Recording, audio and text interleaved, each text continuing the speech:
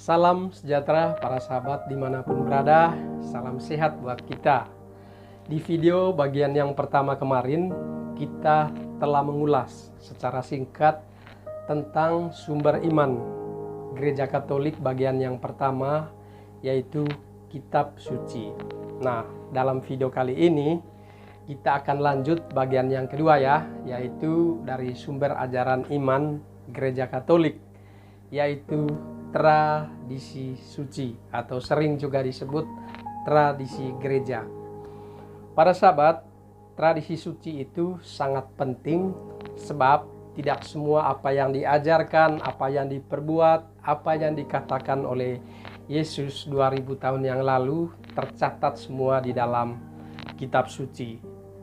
Nah, kita ketahui bersama kata penutup dalam Injil Yohanes pasal ke-21 ayat ke-25 memberitahu kepada kita bahwa masih banyak hal-hal lain yang diperbuat oleh Yesus, tetapi jikalau semuanya itu harus dituliskan satu persatu, maka agaknya dunia ini tidak dapat memuat semuanya itu yang dituliskan itu.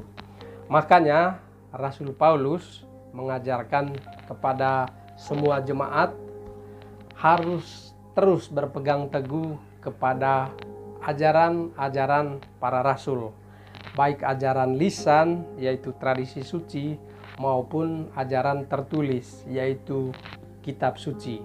Dapat kita baca di 2 Tesalonika yaitu pasal ke-2 ayat ke-15. Bunyinya, sebab itu berdirilah teguh dan berpeganglah pada ajaran-ajaran yang kamu terima dari kami, baik secara lisan maupun secara tertulis.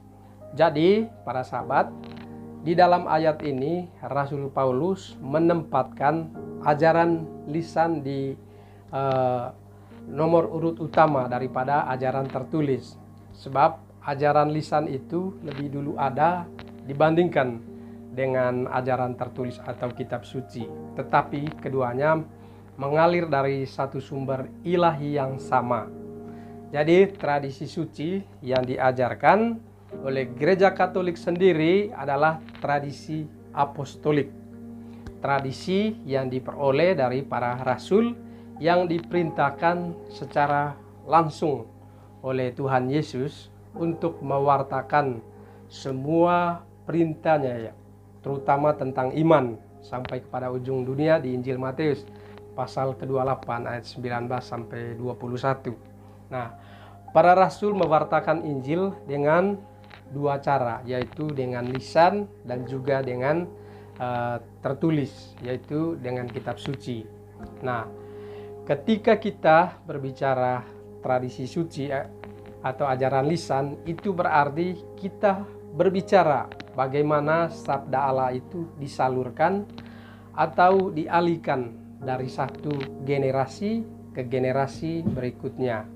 Artinya, ajaran dari Yesus diteruskan kepada para rasul dan para rasul meneruskannya hingga sampai kepada kita saat ini. Mari kita baca di 1 Korintus pasal yang ke-11 ayat ke-23.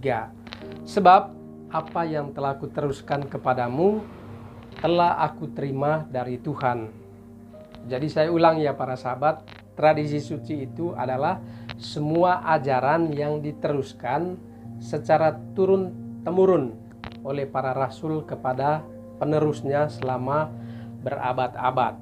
Semua hal itu dapat kita ketahui dari tulisan-tulisan bapak-bapak gereja awal yang berpegang teguh kepada ajaran lisan atau tradisi gereja.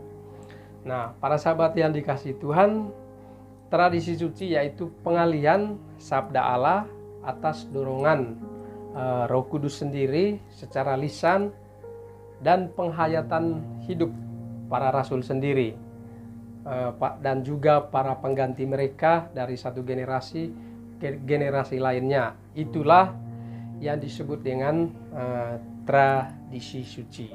Jadi bukan hanya semata-mata kebiasaan para rasul, tetapi sabda Allah yang dialihkan atau sabda Allah yang ditransferkan oleh para rasul melalui lisan mereka atau melalui kata-kata mereka.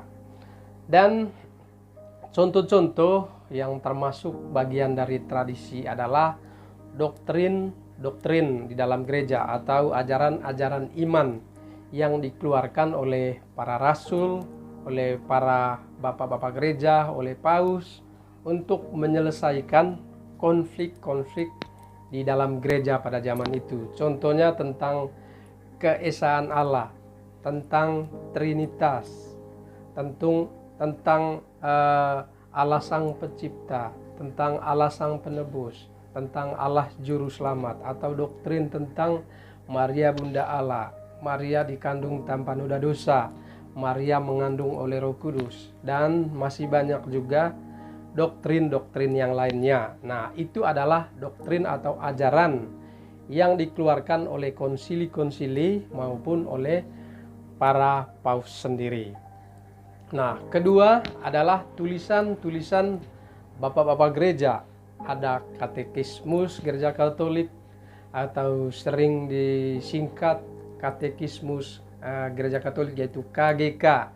Kemudian ada liturgi-liturgi, ada sakramen-sakramen. Nah, itu semua disebut dengan tradisi gereja Katolik. Dan para sahabat yang dikasihi Tuhan, kita juga harus tahu fakta sejarah mengapa penting sekali tradisi gereja itu atau tradisi suci itu. Ketika dunia kita ini dipenuhi oleh mayoritas manusia yang buta huruf, yang belum bisa membaca hingga abad ke-18. Bahkan di Eropa, di Afrika, sampai abad ke-19 di Asia pun masih banyak orang yang buta huruf, yang tidak bisa membaca. Walaupun ketika itu kitab suci sudah dicetak pertama kalinya pada tahun 1455 oleh Johannes Gutenberg dari Jerman. Tetapi banyak orang yang belum bisa membaca. Maka ajaran lisan atau tradisi suci saat itu sangat penting untuk meneruskan ajaran iman, terutama dalam perayaan-perayaan liturgi, dalam perayaan-perayaan sakramen. Dan fakta sejarah juga bahwa tradisi suci menghubungkan gereja kita saat ini dan gereja para rasul. Sebab pada tahun 30 sampai tahun 110 belum ada Injil yang lengkap. Sebab Injil Yohanes baru dituliskan sekitar tahun 90-an sampai tahun 100-an.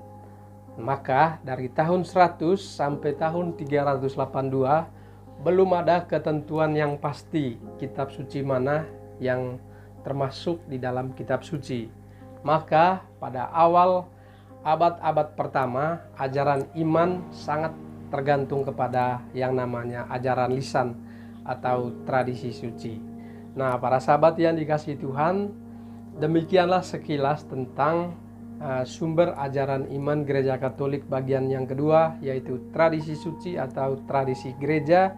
Semoga dapat membantu para sahabat dan semoga dapat bermanfaat bagi pertumbuhan iman kita untuk tetap selalu mencintai gereja Katolik, lahir Katolik, hidup Katolik, dan mati pun Katolik. Tuhan Yesus memberkati. Amin.